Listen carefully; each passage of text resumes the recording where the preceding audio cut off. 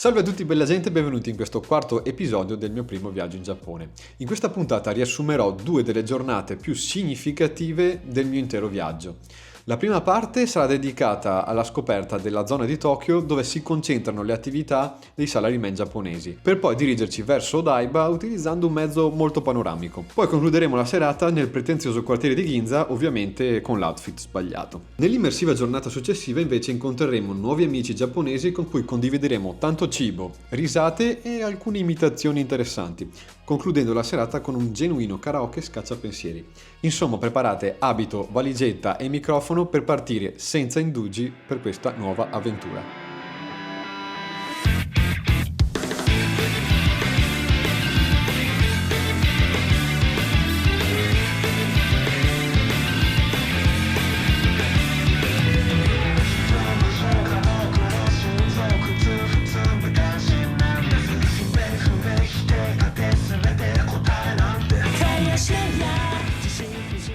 Eccoci a Nihonbashi, zona Otemachi Station, pieno di grattacieli, molto figo. Zona all'area business questa, c'è un sacco di salaryman. Adesso andiamo a vedere i giardini imperiali, vediamo.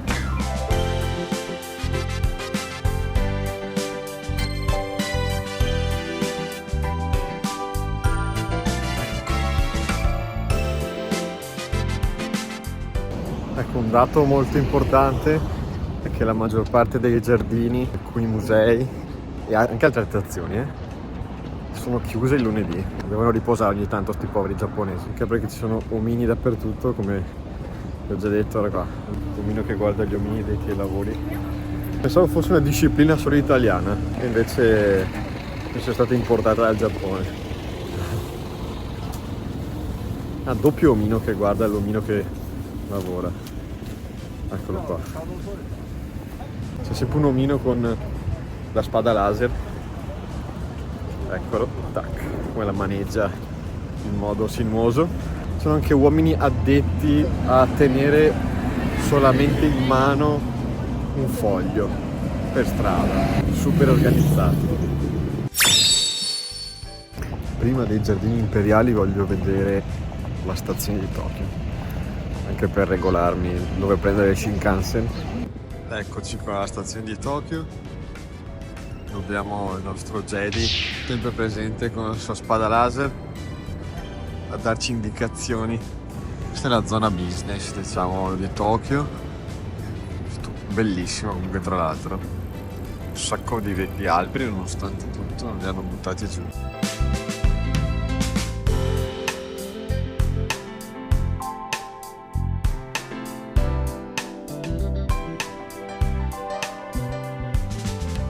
Ci lasciamo alle spalle la stazione di Tokyo. Bella, molto bella, fa specie perché crea un buco in mezzo alla città. Mi piace quest'area, meno tipica, tradizionale, americana, molto americana. Tra l'altro, parlando ieri con alcuni giapponesi, hanno un po' questo complesso verso le persone occidentali. Oggi non so neanche parlare. Tante ragazze si mettono le lenti a contatto, può distinguersi dalla massa, o si colorano i capelli, ritengono i capelli neri, gli occhi neri noiosi. Ecco, quello che mi hanno detto è noiosi. Ecco, devo dire che questa zona, non so perché, ma mi rilassa molto. È molto occidentale questa zona, molto occidentale. Però ci sta, questa volta davvero sì, andiamo sui giardini imperiali.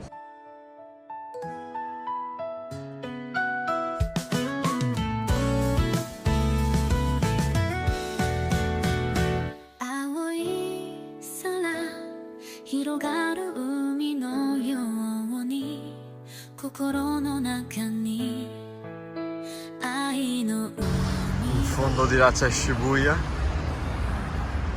poi il palazzo imperiale lì al centro che non è visitabile.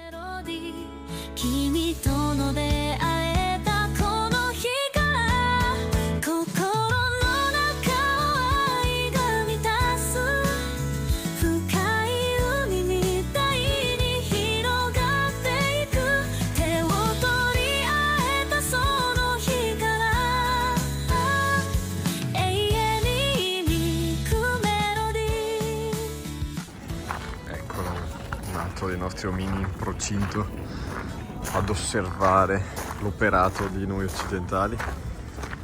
Ecco, da questa piccola laguna che circonda il Palazzo Imperiale proprio proviene un odore lacustre che sa tanto di casa. Sembra di essere a Venezia. Questi sono i giardini esterni, finalmente un po' di meritato verde dopo tutta questa giungla di cemento. Adesso cambio di programma repentino. Oggi andrò a vedere il Gundam e il tramonto da Odaiba, che è tanta roba.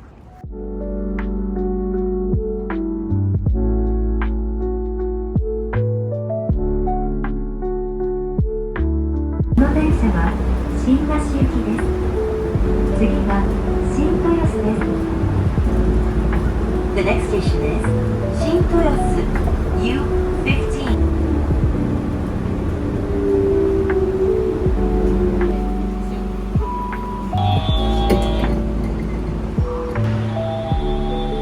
Mare, la monorotaia bellissima.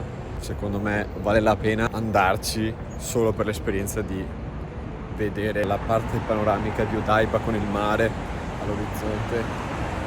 Bellissimo. Comunque a livello di infrastrutture è pazzesco. Mi piace un sacco questa zona, anche se sembra una zona industriale, perché c'è il porto e soprattutto c'è pochissima gente. Si sente addirittura il cinguettio degli uccellini. A few moments later. Allora, il nostro amico Gundam è di là, però non capisco dove devo attraversare. Troverò il modo di farlo. Praticamente è in mezzo a una specie di centro commerciale. L'ho visto da lontano adesso ed è gigante. Non riesco a trovare l'entrata, ce la faccio. Cioè farò mai a vedere sto Gundam dove... Ah, di qua. Nobita ad aspettarci. Bellissimo tramonto. Ragazzi, non pensavo, ma il Diversity Tokyo di Odaiba è davvero immenso. Non sono il tipo che è solito visitare centri commerciali. Infatti, cercando l'accesso alla piazza dove è situato il Gundam, mi sono letteralmente perso. Il complesso commerciale si sviluppa in 7 piani, pieni zeppi di attrazioni. Dalla Zepp Arena, appunto, alla zona ristoranti, ai classici negozietti, fino ad intere sezioni dedicate a bowling, karaoke, videogiochi e ovviamente al museo tematico di Gundam. Nella ricerca sono rimasto stregato dalla tipica vetrina di un ristorantino, che mi ha letteralmente preso per la gola. Dopo una buona dose di economicissima soba fredda con tempura, insieme all'abbiocco mi si è parato davanti il Gundam in tutti i suoi maestosi 20 metri di altezza. Unicorn Gundam! Ikimasu!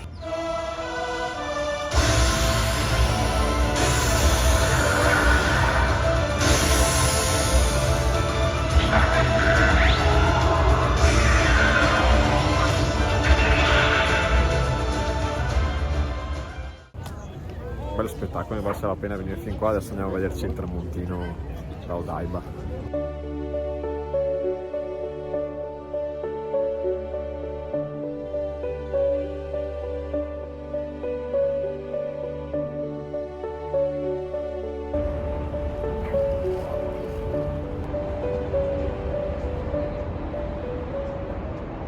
C'era il Monte Fuji all'orizzonte, la prima volta che lo vedevo. Adesso vediamo la Statua della Libertà di Tokyo, c'è proprio un'americanata adesso.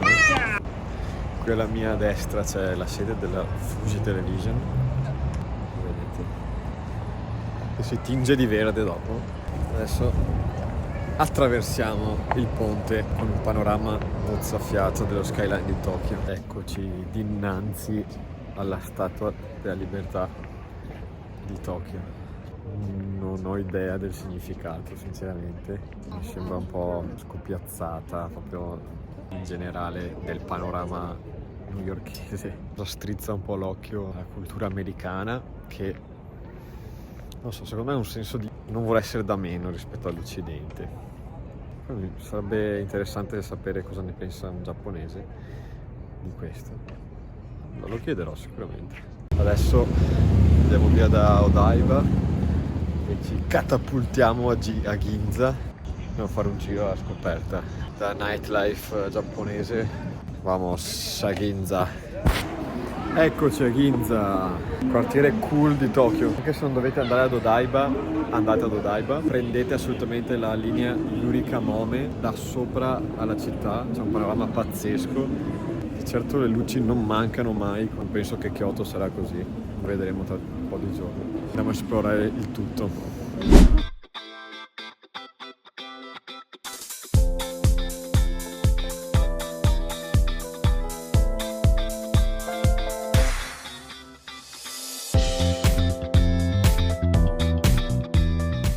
Tra l'altro tutti i giapponesi si vestono o di marrone chiaro, o nero, o bianco. L'unico pirla, vestito di rosa che spicca in mezzo alla folla sono io.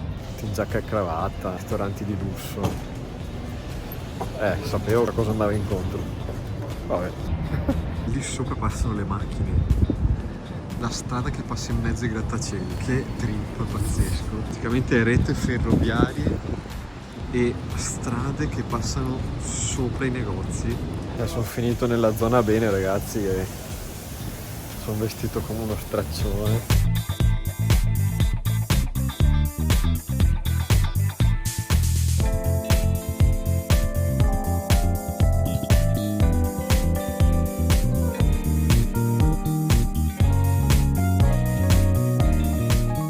Ufficialmente ho appena mangiato il ramen più buono di sempre da Ippudo a Ginza.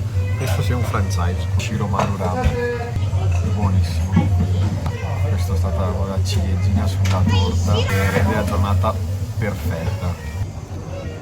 Quanta roba, questi tavolini che sono fatti apposta per mangiare singolarmente. Usciamo direttamente a Ginza, facciamo altro giretto e poi ci andiamo a Nana. Bella ragazzi, dopo un immancabile snecchino ai combini post cena mi sono perso per i vicoletti della città, come amo fare sempre quando viaggio.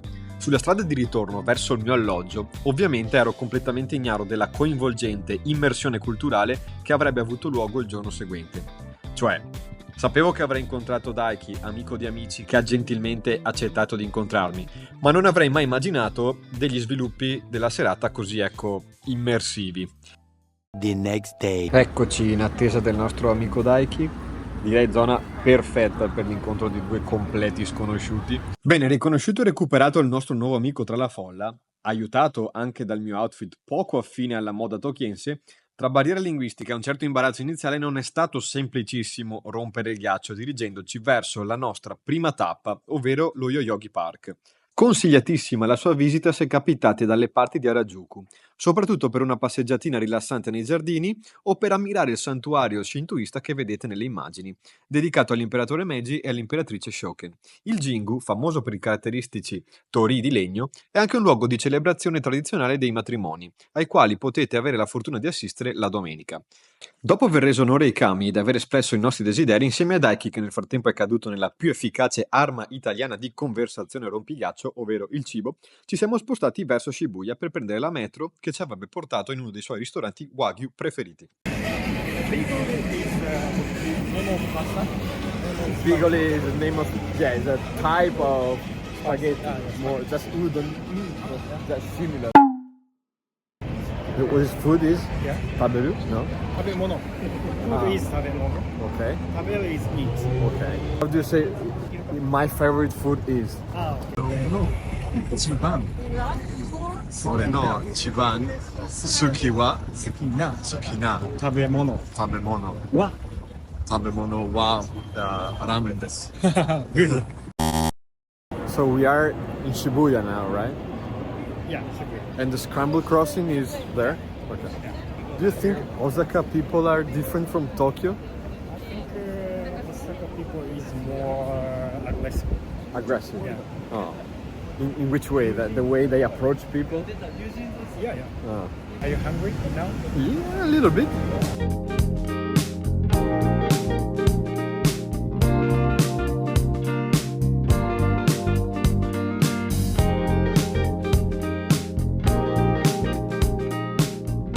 Dovete sapere che generalmente per i giapponesi la definizione di condividere il pranzo tra amici sottintende il passare l'intera giornata o serata insieme. Solitamente è raro che ci si trovi solo per pranzare o cenare e ci si saluti subito dopo come qui in Italia. Nella cultura nipponica, infatti, la condivisione è il fulcro delle attività sociali ed è prassi passare anche tutta la giornata insieme incastrando altre attività divertenti da fare in compagnia. In molte di queste, cibo condiviso e bevande alcoliche fanno quasi sempre da contorno. Ecco, in questa giornata ho sperimentato proprio questo ed è stata veramente un'esperienza unica che sono felice di riportarvi. Ho osservato che specialmente qui in Giappone, ma anche in altre parti del mondo, le bevande alcoliche vengono usate come mezzo per allentare la pressione sociale alla quale ogni individuo viene sottoposto giornalmente attraverso etichette e maschere sociali. Maschere sociali, appunto, che in Giappone sono anche riconosciute e definite da termini specifici, come appunto tatemae, ovvero la facciata sociale ed uniformata alla società, e donne, ovvero la maschera che usano nella sfera privata. Dopo l'incredibile pranzo offerto da Daiki, in pieno stile super ospitale giapponese, ci siamo incontrati con i suoi amici Toki e Lisa, con cui abbiamo proseguito la più classica delle serate nipponiche, ovvero cibo condiviso, in questo caso la tipica mongia tokiense, qualche drinkettino per sciogliere le barriere linguistiche e per finire l'immancabile karaoke. Ah, ovviamente non vi ho detto che io sono praticamente astemio e Toki e Lisa non parlavano inglese, quindi abbiamo trovato, ecco, nuovi stratagemmi comunicativi per comprenderci a vicenda. Atsui. Ah. Tadakimasu. Well, just how's Ikari Gendo? シンジ、エヴァに乗れ。名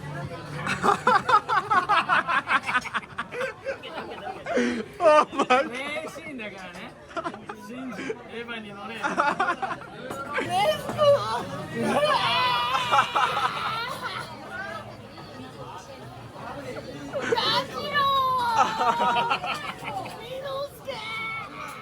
Ecco, da questo momento in poi le barriere culturali e linguistiche si sono letteralmente disciolte, permettendomi di sperimentare una tradizionale e spensierata serata al karaoke con i local. Ed ecco a voi i momenti migliori selezionati per voi.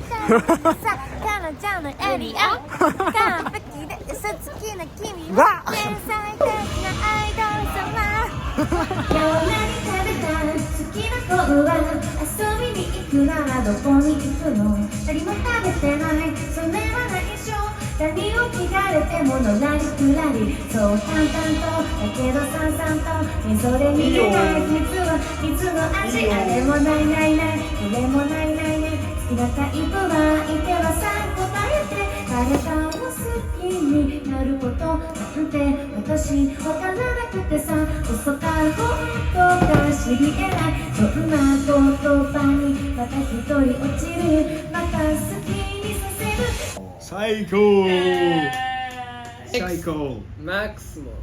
Max and Toki. I love this song I love Freddy 頑張ってファイティングだんだん心惹かれてくと星の色がけない強くなれる理由を知って僕を連れて進め簡単に片付けられた溺れなかった夜も夢の真相に目を剥がしこの地に宿って照らして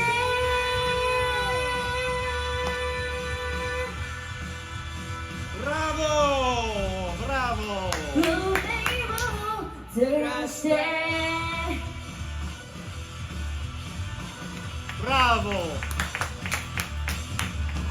Thank you! Amici miei, anche questo episodio è giunto al suo inesorabile epilogo. Sono stati 2 giorni davvero memorabili, soprattutto grazie al contributo di Daiki, Toki e Lisa, che mi hanno accolto come se fossi uno di loro fin da subito, nonostante le barriere culturali e linguistiche. Voglio sottolineare il fatto che il video è stato visionato e approvato da loro per il loro totale rispetto. Noi invece ci vediamo martedì prossimo con una nuova avventura e vi lascio in compagnia di Daiki per un saluto, diciamo, molto speciale. Goodbye, everybody. I got to go. Gotta leave you all behind me, babe. The truth, mama. Ooh. I don't wanna die. It's something we should never be falling out. Yeah, Tokyo, Japan. From Japan.